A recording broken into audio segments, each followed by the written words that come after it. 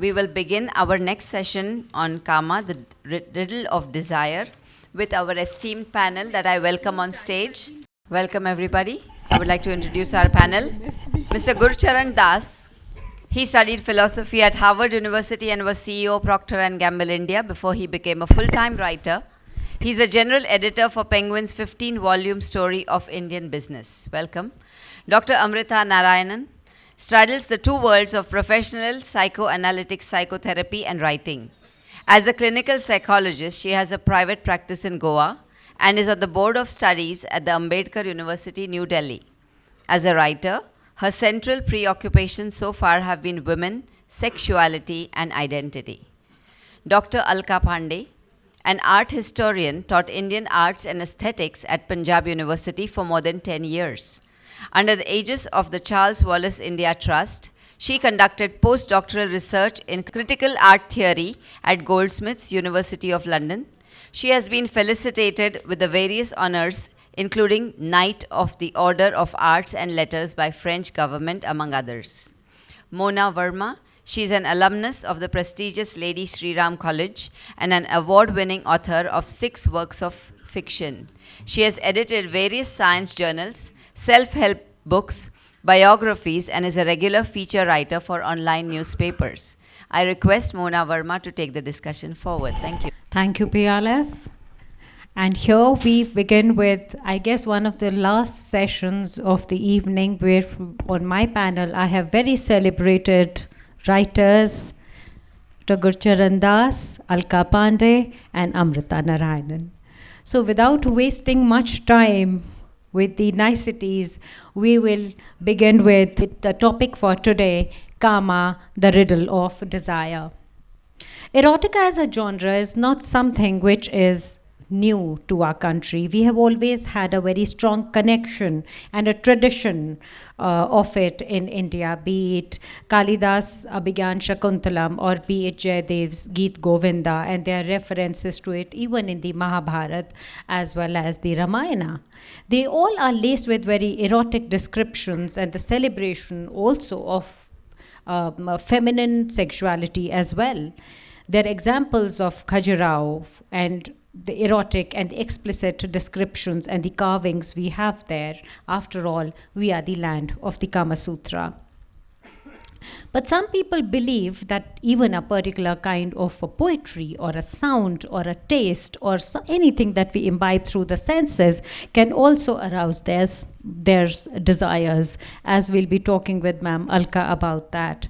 Your endorphins and your pheromones can go into an overdrive with the mere mention of a word or even a memory. So what kind of riddle is this desire? That is the topic, the mainstay for today. And we certainly can't have a better author to answer this.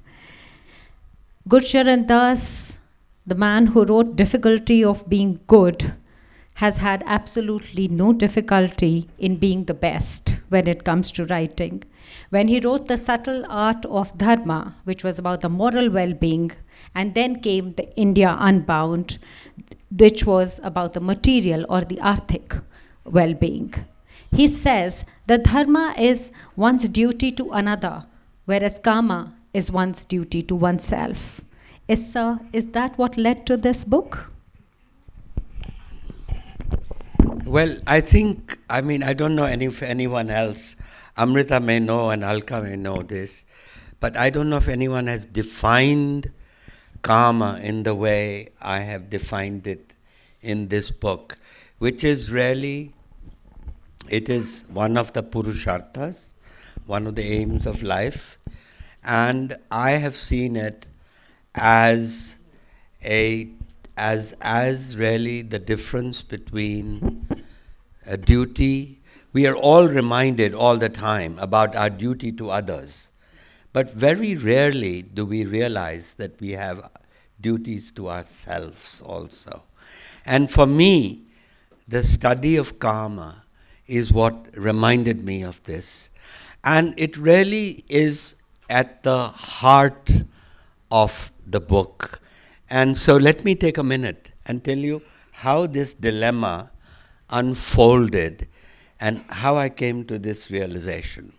So this is there's a story here. It's a story, it's a fictional memoir of a young man named Amar. He's an older man and he's telling his life story. And at one point, he's in his 40s.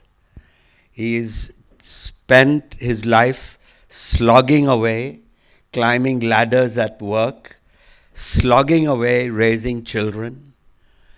And that, frankly, the desire, the kind of desire which he felt, or his wife felt for him when they were young, has waned.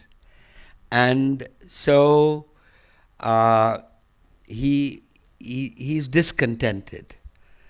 He's discontented and he's asking himself, is this what life was all about? And the very next day, he's traveling on the Deccan Queen. Now, I'm glad we are in Pune, because the Deccan Queen, as you know, goes from Bombay to Pune. And on this train enters a beautiful stranger who sits nearby, and they get to talking, and suddenly there's chemistry. And this is an event that could happen to all of us. And it's very clear by the end of the journey that these two, what they feel for each other is that they could have an affair. And at this point, he thinks. And this is a thinking process that I think all of us might go through. So he says, what if I do have an affair? What will happen? One, it will destroy my marriage. And he loves his wife, he loves his children, and he doesn't want that. And besides, he says, I will hurt the one person I truly love. The second consequence of this might be that he will also hurt his children. But then he says, these wretched children will grow up and go away. And so I shouldn't think about that. But then if he says, if I ignore my children, they'll never let me forget it for the rest of my life. So maybe he says, I should keep it a secret. And then he says, if I keep it a secret, I'll have to lie. And those lies will pile up with more lies. And as they pile up, I'll become an inauthentic human being. And so he says, maybe I shouldn't have an affair. But what will be the consequence if I don't have an affair?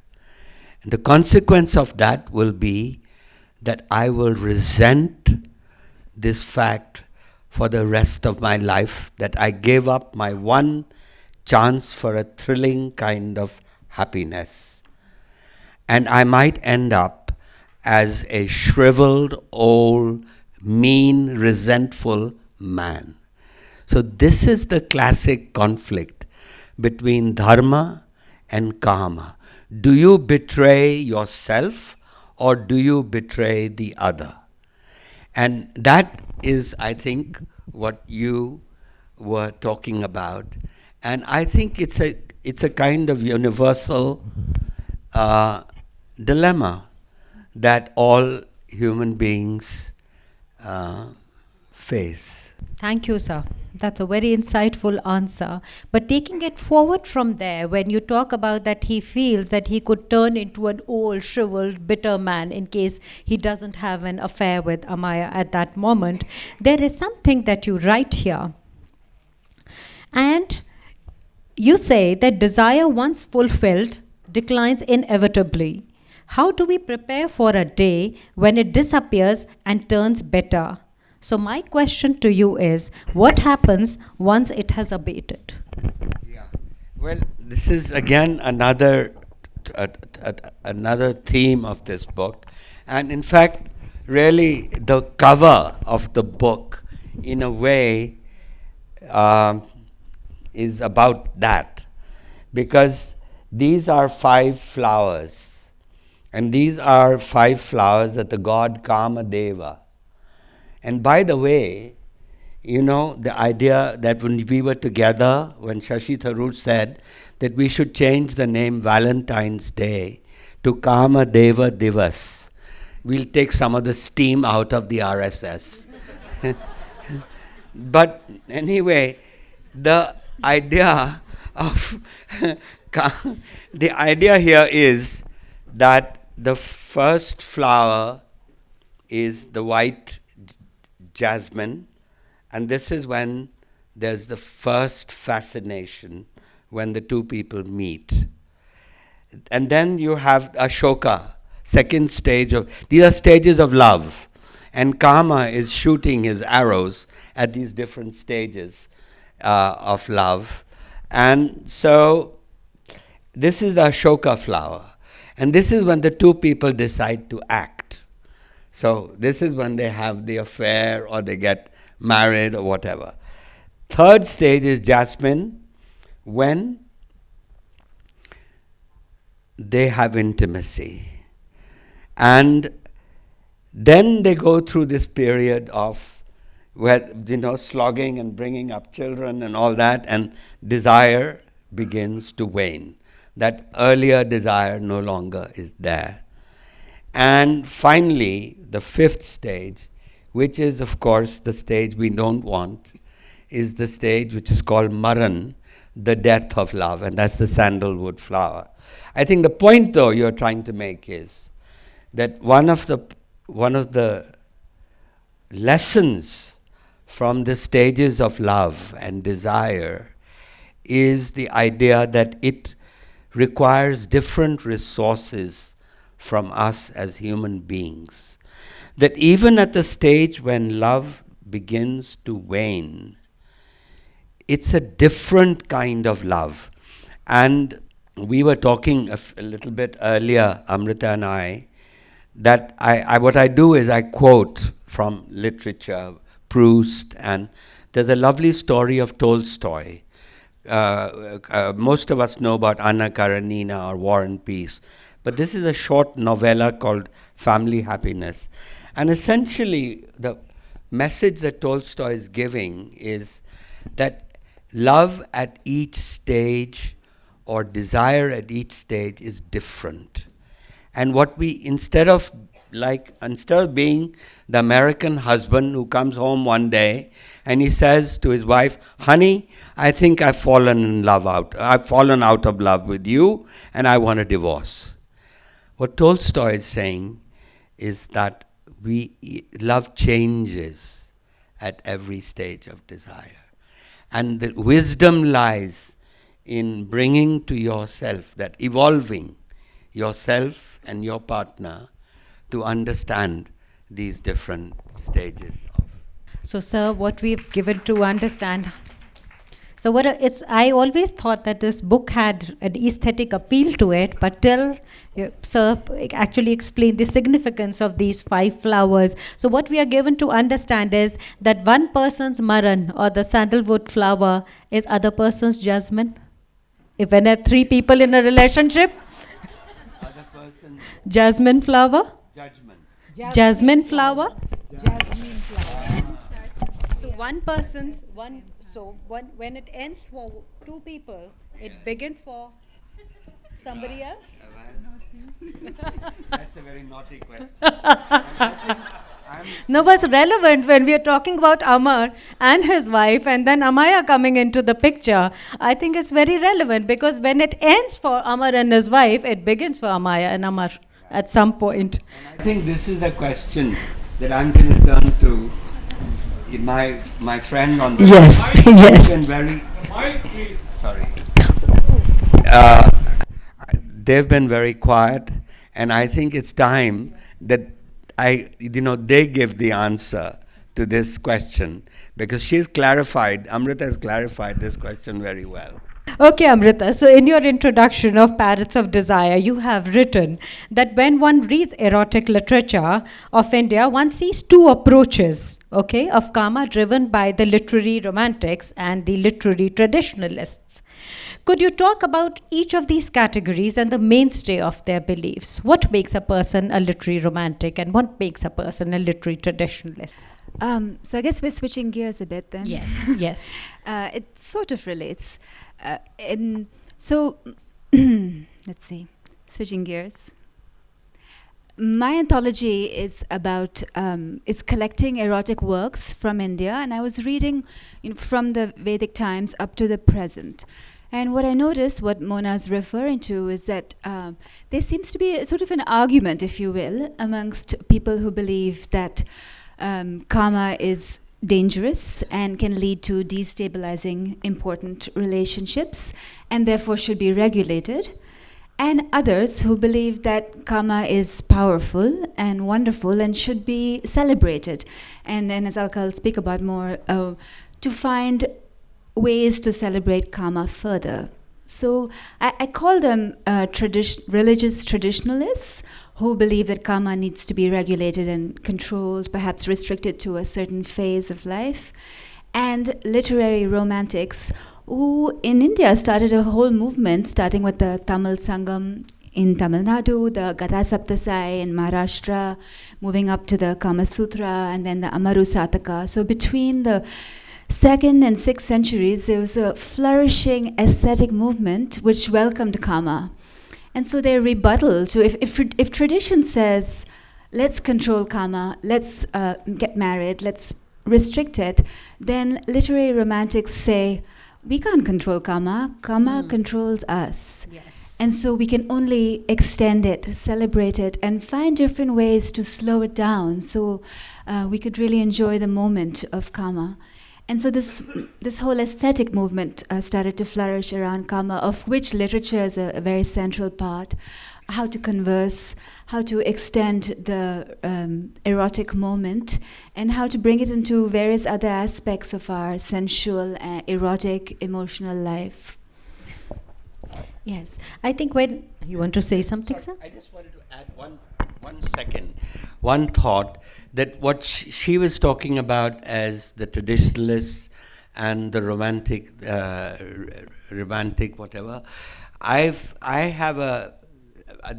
put it in a different way. I call them karma optimists, karma pessimists, and karma realists.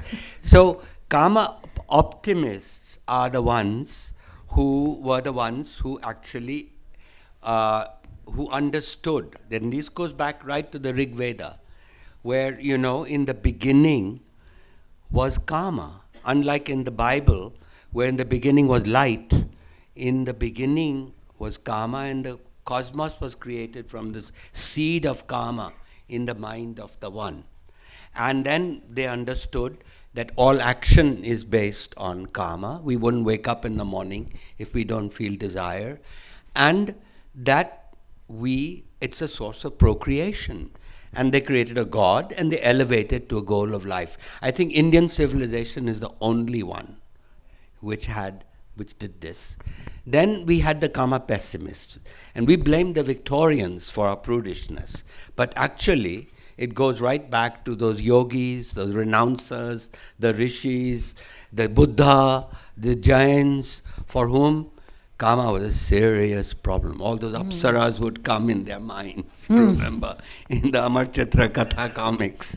And then you have a compromise. I mean, the karma pessimists believed in celibacy. And the compromise that we have is the compromise of the karma realists, who say, yes, sex is all right, celibacy is wrong, libertinism is wrong, but sex is all right as long as it's within marriage. And I think every civilization kind of goes through that moment of accepting the idea that sex within marriage is how we procreate this species. Sorry. It's okay. It's Alka's stuff. Yes, of course. Yes. Yes, but when we talk about the celebration of karma, who's a better person over here than Ma'am Alka Pande, considering the stellar body of work and her journey from a noted art curator to a celebrated writer? She's the best person to explain karma with reference to Indian aesthetics and the visual representations of it across the country and worldwide. Thank you. I just want to first thank the Pune International Lit Fest for doing this wonderful panel, and I'm really happy to be back again with Gurcharan. We were there at his book launch in Delhi. I've read his book, I've enjoyed it. I think he's a very fine mind, and the way he's juxtaposed the story and the theoretical and philosophical underpinnings of karma are very, very interesting. But there are moments where I don't think I'm on the same trajectory. I think we are like a train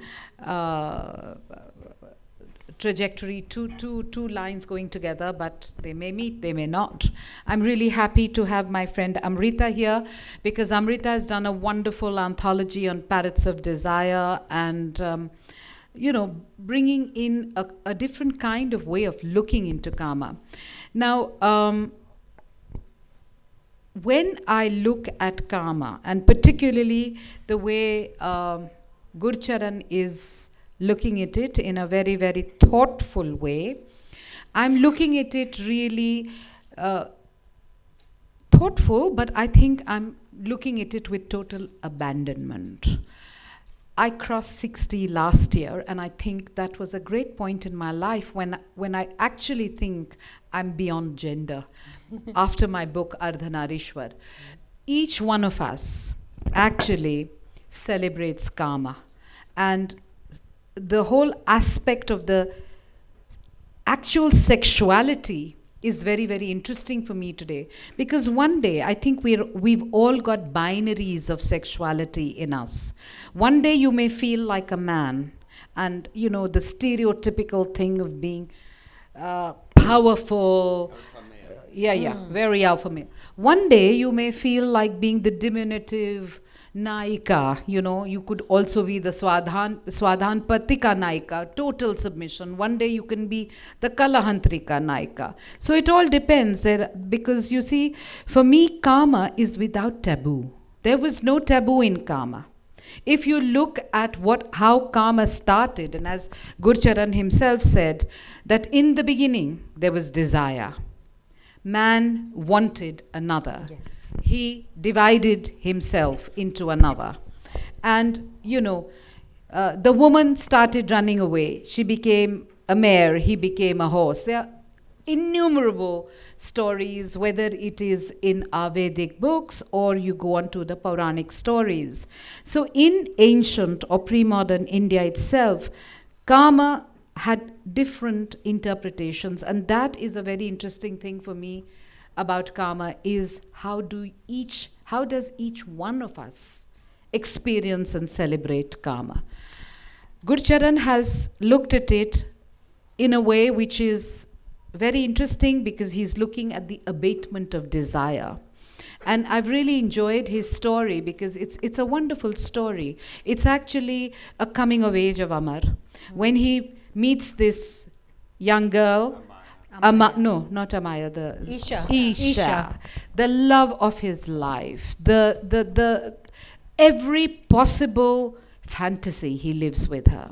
He has a amorous love affair with her, and he then realizes that, and she always remains in his mind. He gets married to his wife, who epitomizes security, some kind of love, but not lust. Yes. The lust comes with Amaya at the end, because it's very interesting the way he's taken the stages of the purusharth of a man, from a brahmacharya to a grihastha to a vanaprastha. He hasn't reached sannyasa in that book yet, but very, very interesting. So the nuances of karma are very interestingly explained by him. But I think each one of us has a experience of its own, and when we look at art in particular, it is without taboo. It is completely without taboo.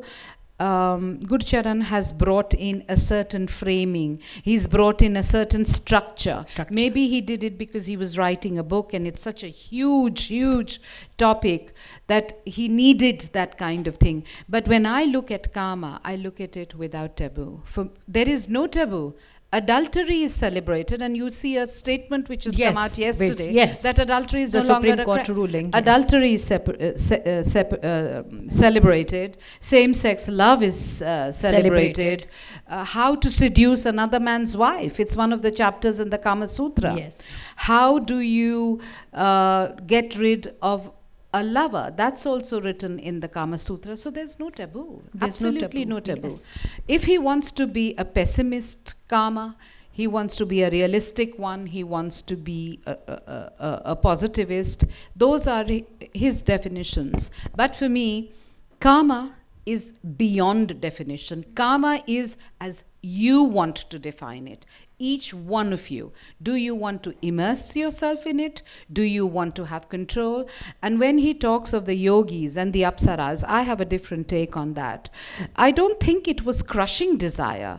I think the yogis felt that they have to be victorious over it because they felt that their semen had great power. And this comes from the Rigvedic notions when Shiva's seed fell in the Deodhar forest. And what happens? Because there's a whole different study of the phallus and the lingam within Indian art and mythology, and you will see that when you look at the interpretations, you see a lot of images of the phallic symbol, and there are images of Shiva with the Urdhva Lingam, where there is an erect phallus, which is actually showing the celebration of the sex. But when you look at the lingam and the lingam worship, it is a more abstract thing. And Stella Kramarish writes about it in a very different way when it goes on to the Brahmand. So these are very, very, Indian philosophy and Puranic tales. There is a seamless kind of a relationship, but it is very difficult to really get into it. I've been studying it for a long time. There's a dichotomy as well. Too many binaries. Yes. But I just want to say, today, at this moment in my life, looking at all the sculptures, whether you are looking at Khajuraho, whether you are looking at Konark, whether you are looking at small little Jain shrines in the back waters of Rajasthan, some of the temples there, erotic is everywhere. You go to near Udaipur, there is a little site, a Jain site, and you see explicit maithun happening or sexual copulation. So it is actually a celebration of the power of sex. How you kind of bring it in a structure, that has been done by humans, in the sense that when the divine is not there. So the erotic and the spiritual in India are two faces of the same coin. Where does the erotic stop and where does the spiritual start? And as for the apsaras, they actually, for me, are the epitomes of lust. They are these mythical, beautiful women who are ageless. And when Vishwamitra opened his eyes and looked at Menaka, why does he curse her? Because she has the power to break his tapasya, his tapas. And it annoys him. So therefore, I think lust is also as important as love. So for me, But ma'am, question to the entire panel here. You want to say something, sir? Of course. No, I was just going to say that one of the questions that Alka has raised is the question of the relationship between this cosmic force of karma which created the cosmos, and the more intimate karma that we know as love between two human beings. And what is the connection? And that actually fascinated me for a while because I couldn't understand it. And it is really oddly enough, both Plato and Freud were concerned with the same question. And the way I have come out with that is that the heat of karma, which gave birth to the cosmos, is also the heat of the meditation. The word is tapas. The heat of the meditation, whether it is Shiva or of the yogi, where the semen rises upwards. Yes. And it's also the same heat of the intimate sexual act. So all three are connected. And in fact, it's very interesting that Freud wrestled with this question many years, 2,000 years later, and how he really essentially is asking the same question, that there's a cosmic energy, but there is also this very intimate, there's a very intimate force. And so love is actually, there's a philosopher named Jonathan Lear, and he wrote a book on Freud, which I think is it's a slim book. I recommend it to you. He says that, and this is consistent actually with the conception, the classical Indian conception, which is love is an emotional orientation to the world. If you think about it, love is an emotional orientation to the world. So that combines the both what Alka was talking about, this force of abandonment, the cosmic force, and yet a very intimate stage of this jasmine flower. Yes. Reinstating what Alka ma'am just said, there is a section from your book, if you'd permit me to read it. It says, Buddhists, of course, were the ultimate pessimists for whom karma meant trishna. Trishna as in craving. They thought of Kamadev as Maran, the god of death, who sends his three daughters, desire, delight, and discontent, to distract seekers from their spiritual goal. Since the pleasures of the senses were the chief obstacles to spiritual progress, karma had to be overcome at all costs. In the Buddha Charitra, Ashvaghosha puts these anti-karma words into the Buddha's mouth. Antelopes are lured to their death by songs. Moths fall into the flame for the sake of beauty. The fish, avid of flesh, swallow the hook. Thus karma bears evil fruit. The same things that point to happiness bring misery. Please explain this further, sir. Well, that's really we are talking about karma pessimists now.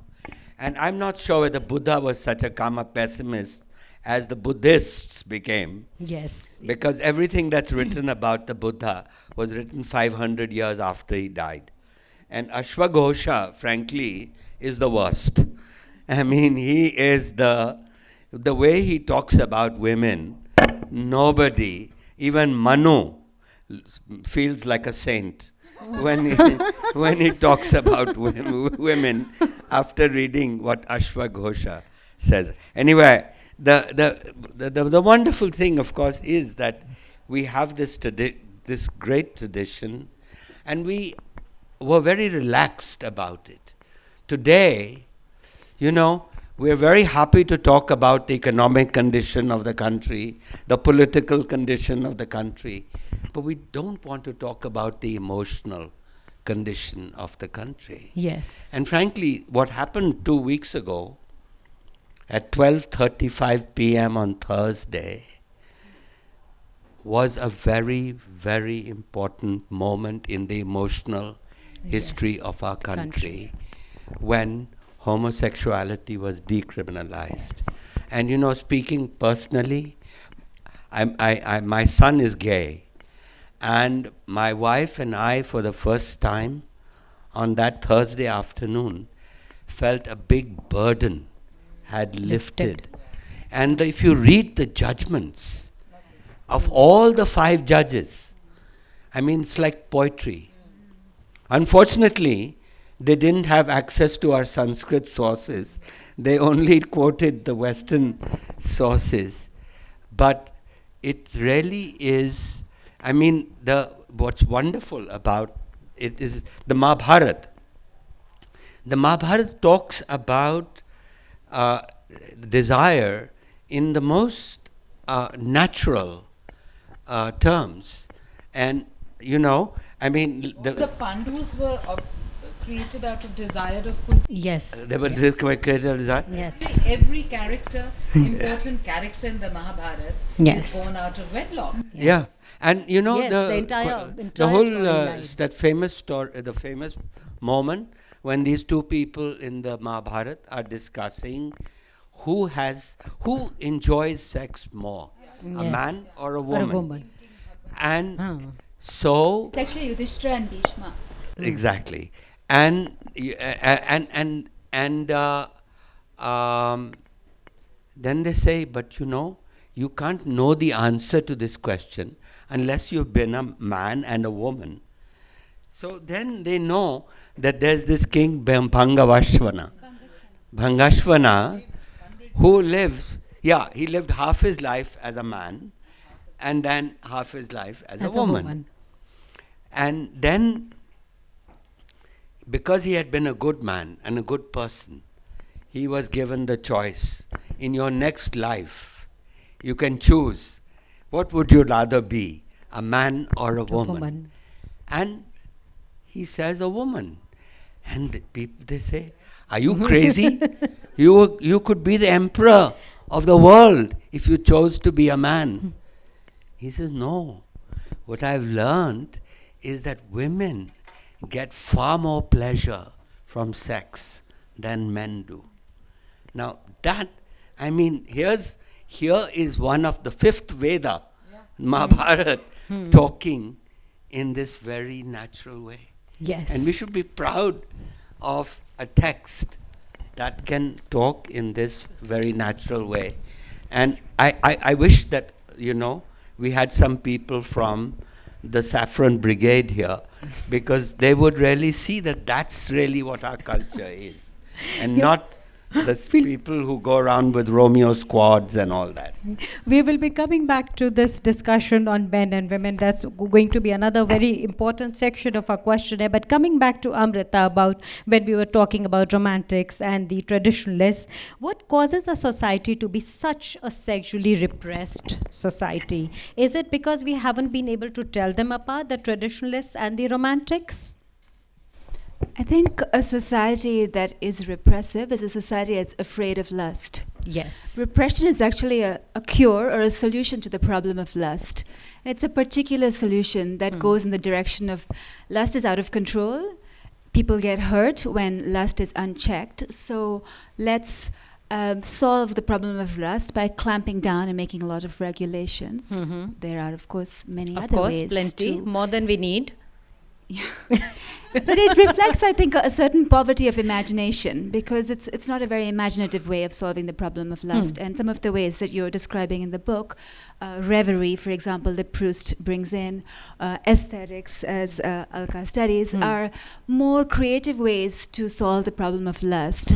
Because eros has 2 streams in it, Freud always said: the aggressive, possessive, my orgasm, she's for me stream, as well as a tender, protective, affectionate stream. And if those streams can be made to coexist, and that's the most completing and satisfying relationship that has eros and agape mixed in together. In Tamil we say anbu, kadal, and inbam, the pleasure, the affection, as well as the sexual desire, all mixed in together. But I think it requires, I don't agree actually that we're a sexually repressive society. I think there's both strains, as Gurcharan has discussed. I think karma, optimists, pessimists, and realists abound in Indian society. But a lot of people who have, I think a lot of the power is in the hands of maybe people who are more pessimistic about it, or maybe don't have the time. The karma pessimists. Yeah, maybe don't have the time to elaborate karma into the aesthetic world. So I think it's about finding particular solutions to the problem of lust, whether it's a repressive solution or a more celebratory, Open, inclusive solution. Yeah, coming back to Indian mythology again, because it has such a potent and a strong effect on people. You know, even as kids, our mothers and grandmothers would always recite us not even as much Panchtantra, but story from the mythology. So what happens that, you know, when you see Ramayana, the dutiful and the very faithful wife of Sita, the Ram Sita love is also celebrated. On the other hand is the bond between Radha and Krishna, which was basically quoted as the illicit love because Radha was a much married woman. And then there are characters like Shikhandi in a mythology. And yet in the Indian society, we are lauding honor killings. Why this sharp oblique? Why is there such a sharp oblique from what we learned, what was taught to us, what was recited to us by mothers, grandmothers, and grandparents? And today's society, the major section of Indian society still, I mean, they won't bat an eyelid before an honor killing. It's very personal. I think they are scared of the woman power. I Yes. think they are scared of the power which is the energy which is associated with the woman. I mean, Shiva without Shakti is a Shava. Yes. So the ultimate power to which even the greatest gods pray is the Adya Shakti. So I feel, this is my very, very personal thing, that it is something to do with the controlling of the woman. If you don't control her, she can go wild. It's always the woman who's the temptress. How is it the man who is not a man is a gigolo? And a woman It's is a okay. temptress. Yes. She's the Yes. seductress. Yes. So she has the power, right? That's a hypocrisy. It's always the evil woman. It's Yes. always the woman who breaks. Yes. So the man is just a And it pure- is always the he's- woman who invites rape. Yeah. So she invites that. Yes. So this is my thing, and honor killings is done in a particular area. Of course. And I also think it's also to do with the nurturing. And when people talk of this whole thing of rape, I think what is very important is it's to a large extent it's about education, and it also, I blame a lot of women also for it. Yes. As mothers, not as temptress. Yes. Because they bring this whole thing in the family. They bring the thing, the man can, nothing he can do Yes. wrong. Yes. A man can sleep with 20 women. He's A gay larger man, than if he- life. No, a gay man, if he has a lot of money, he can get a virginal sweet wife to produce an heir if it is required. But a Yeah. woman, will a 70-year-old rich woman get a young stud only if she pays for it? Yes. You know? Yes. So this is what this I is a feel. hypocrisy we are up No, against. this is power. It's not Yes. hypocrisy. It's all about power. Who has the power? And I think the woman has the power. And the woman gave the power to the men. That Yes. is where the whole thing went wrong. If you look at the Amazonian women, you know, they had one breast cut Yes, off. yes. Because they were Yes. they were hunting. When society became pastoral, she was put in the home and the hearth, and she was veiled and covered, and everything became. Gender parity was no longer there. Yes. So this is what I think. And you know, another answer to your question is a question that I wrestled with right through this book.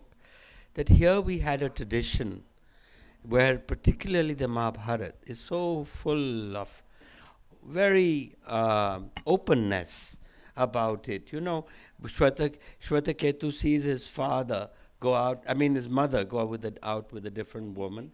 And then and you know he goes out, but his father says, but that's how the world was, or how the world is, that we are polygamous, and he has to enact this thing. I just wanted to say that I'm not sure we always had a karma pessimist strand but this kind of prudishness that we have today, this is not healthy. I mean, it's lucky that we have had the good. In the last month has been a very good month for our Supreme Court. We can all applaud that we have had really. I mean, in a sense, I think of it that in a way, if we got our political independence in 1947, we quickly lost our economic independence because of the license Raj. And we only got our economic independence from 1991 onwards. And we are still fighting for it, for the reforms. But in 2018, we've had a number of judgments that have given us emotional independence. And this is happening at a time when a right nationalist government is in power. So we should pause and celebrate this fact. And it's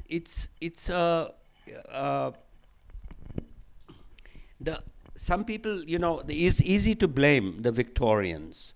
In fact, today, it's the nationalist right who are the neo-Victorians about it, with their Romeo squads and the Valentine's Day, which from now we are going to call Kama Devas. Kama Deva Divas. That's what we are going to call it.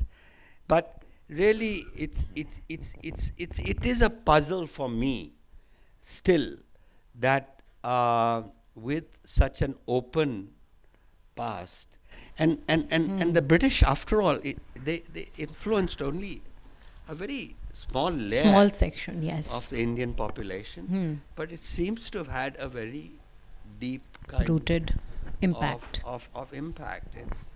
It's not. There's no easy answer to that question. Yes, this is what has baffled me also all along, that, coming from that kind of a rich tradition, which was a very open-minded tradition, and today we have deigned it to such a level where a boy and a girl from different communities aren't even free to love. And I'm so glad you mentioned Jayadev's Geet Govinda, because it's very interesting that in the 12th century, romantic love was born on 3 continents. It was expressed in Europe in the story of Tristan and Isolde. It's expressed in the Islamic world in the story of Laila Majnu. Yes. And it's expressed in Eastern India in the story of Radha and Krishna. Okay. Now Chaitanya and all the Bhakti saints will keep telling us that it's the yearning of the soul for the God. But if you read Jayadev's book, you never know whether it's divine love or human love. Human love. And frankly, as you said very rightly, that it is in fact, it's God's love for all creatures. But here, this particular God, this is what's wonderful about our Hindu gods. This is their Leela. And the fact is that he has chosen one woman, and she's married. Yes. Adulterous. Adultery. And older to him. Which would, by the way, in France, if the woman was older than the man, it was illegal, the marriage. Josephine's marriage to Napoleon was illegal. Was illegal, yeah, because... Macron is a lucky man.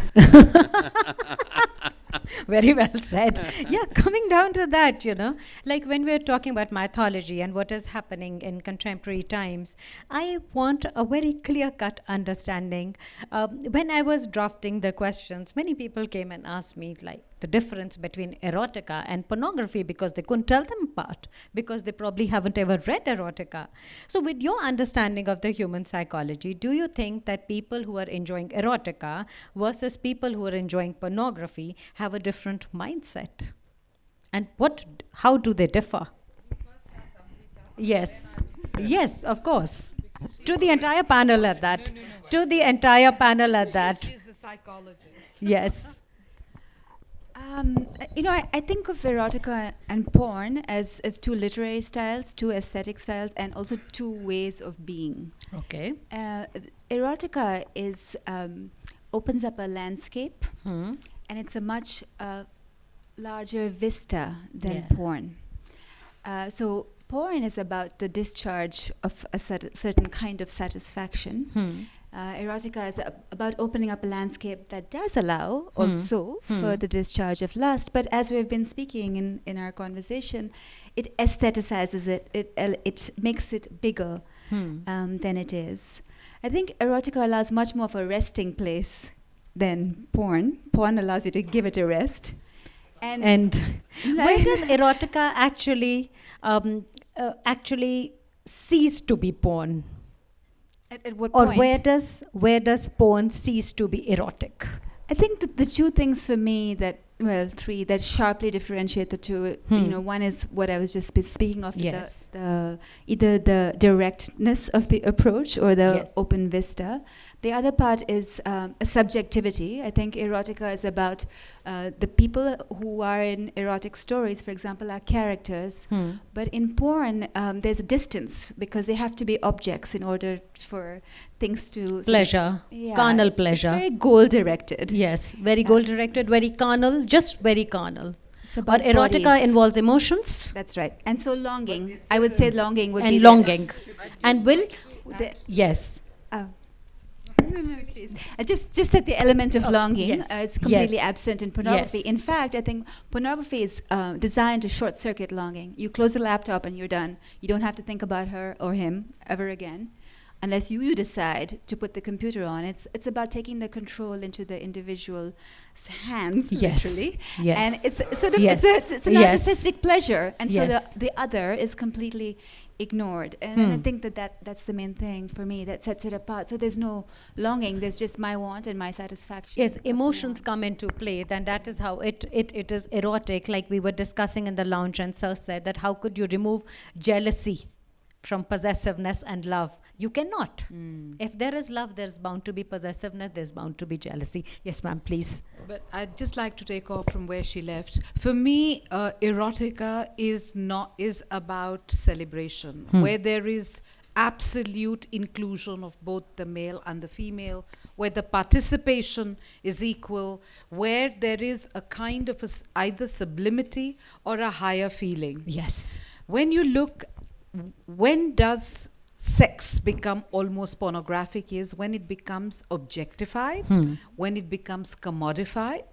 And if you look at all the kind of cyber sex or the porn films which were made earlier, what is it? It's only about the size of the penis and the discharge of fluids and the woman's just screaming in an orgasmic thing. There is no foreplay, there is no seduction, there is no romance, there is all the things which are laid out in the Kama Sutra. None of the 64 arts do you see. Emotions are the mainstay of and erotic. there is an aesthetics of the erotic. That is a very important thing. Where and the erotic, it just takes a minute to turn it into pornography. The act can be both erotic and pornographic at the same time. Is it? Porn is lazy, actually, and it's for lazy people. But you know, I Yes. think equally interesting is the difference between erotic love and romantic love. And it's not that romantic love in the way that we see the story of Nala and Damayanti, for example. It's a different story in the Mahabharata than in Sri Harsha. Yes. Or the Different romantic takes on it, yes. period. That the thing that fascinated me and the chapter which was perhaps the most difficult to write in my book is called Love Deaths. And it is really what romantic love did. And this is sort of my philosophical Yes. background, because the greatest expression of romantic love, according to some people, is that aria in Wagner called Liebestod. Liebestod means love death. And I kept hearing this aria sung by Birgit Nielsen. And I was trying to figure out what is the relationship of love and death. As the French Yeah. What is the relationship Between love of and death. love and death. Because in the Kama Sutra, it's a very light-hearted love. Erotic love is light, it's almost uninvolved in that sense of romantic love, which is heavy and leads to death. I mean, you may not know Tristan and Isolde, or you may not know Wagner's opera, but you do know the story of Romeo and Juliet, which is an example of love death. And and I think that the key factor, which is really important here, is that, and there's a philosopher named Immanuel Kant who said that to be moral is to treat the other person as you would treat yourself. In other words, it gave a woman subjectivity, that the woman, even in erotic love, in Sanskrit love poetry, in whether it's Shakuntala or Kumar or Sabhava, and in all these, the woman doesn't have full agency, human agency. So when you treat the woman as you don't treat her ever as an object. She's a subject. And I think that is a very important moment. And for me, what is fascinating is that it expressed itself in its one of its grandest way, in the way Jayadev wrote about Radha. Yes. The way Krishna loves Radha is like, he is really treating her as a true human being, Yes, I would wrap up today's section because now we're getting the alerts that we got to wrap it up fast, but not before I read this beautiful section from Kama, the Riddle of Desire, which explains the sharp oblique of today's times and beliefs from what mythology actually taught us. For Boa, the riddle of Kama originates in the fact that the word love doesn't mean the same thing to both sexes. She quotes from the gay science. The single word love, in fact, signifies two different things for man and woman. What woman understands by love is clear enough. It is not only devotion, it is a total gift of body and soul, without reservation, without regard for anything whatever. How beautifully written. This unconditional nature of her love is what makes it a faith, the only one she has. The man, on the other hand, has other interests. How many of you agree? Many will. Even if he loves a woman deeply, she is only one part of his life. She is not as necessary to him as he is to her. For Amaya, loving me became central to her identity and her womanliness. But I never defined myself in the same way. She was intelligent and must have been aware of this, yet she willingly accepted this self-deception. One word for this section from all of you. One single word for this section for all of you. Well, this is Simone de Beauvoir, and she is the great lady who launched the modern feminist movement. And I think she has caught on to a truth feminists today wouldn't like feminists today wouldn't like what she has said. And I must tell you, I think that feminists in India have achieved a lot for our country, but I'll let you all say something about what Simone de Beauvoir says. Was that Simone de Beauvoir? Yeah, that was But she Simone was de- speaking so strongly from personal experience, though, because that was her experience. She lived with a man who had sex with other women, and she had to make a virtue out of necessity, as Nietzsche would say. She had to make it all right for herself and tolerable. So she said, that's man's way. Self-justifying, exactly. Not something that would please any feminist for that matter. But yes, that's the general thought and I think perception. it's really complex, this whole It thing. is. It's just too complex, and I think a single word, I'm trying very hard to get something, but I think, again, I'll say it's something very personal.